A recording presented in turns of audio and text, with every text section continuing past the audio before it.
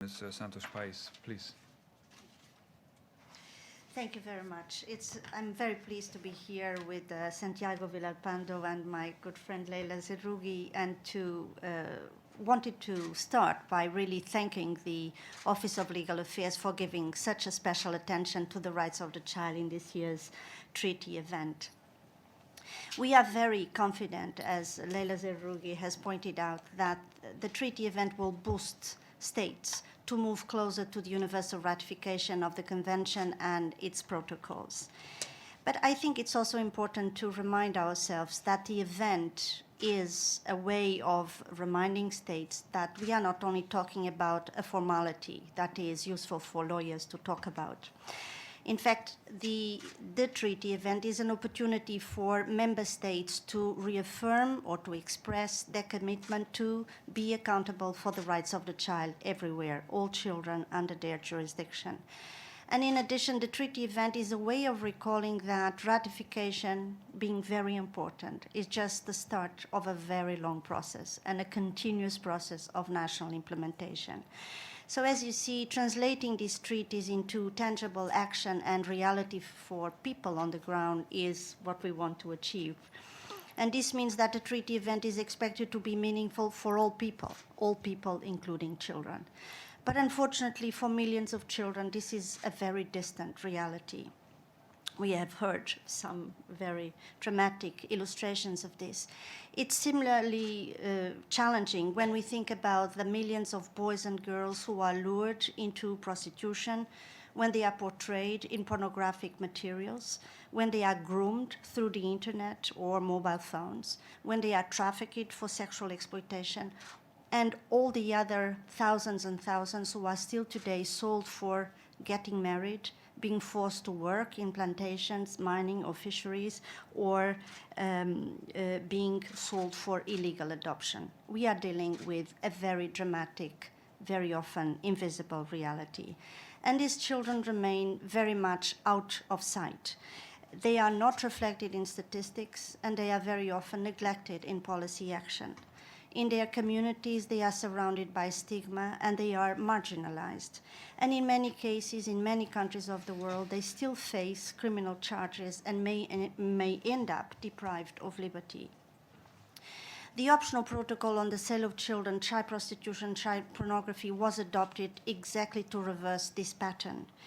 It calls for the protection of all boys and girls below the age of 18. It promotes the recovery and reintegration of all child victims, and it provides very tangible guidance for member states to fight impunity in an effective manner.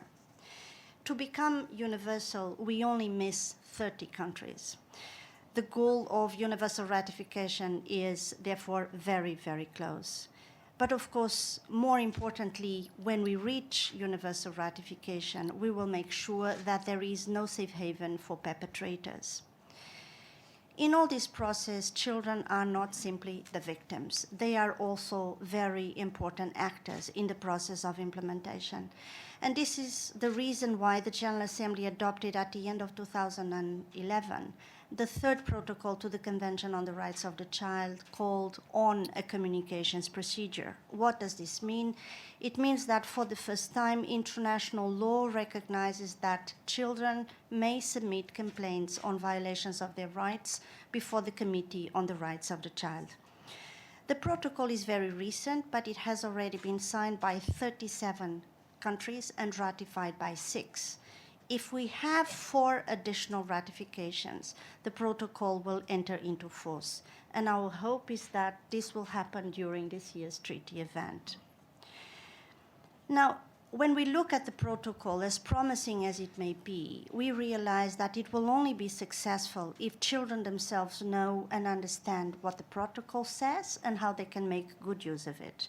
And for this reason, we are launching today, and you are the first to see it, a child-friendly version of this optional protocol. We are trying to make it very simple, accessible, colorful, and happy for children to feel empowered, confident, and to press change at the national level, and if change doesn't happen, to be able to bring a complaint before the Committee on the Rights of the Child. You have a copy of this child-friendly version in the kit distributed to you. and you can also download it from the website of my office. Now, what is important to say is that this child-friendly version was developed in collaboration with children and young people from all regions of the world.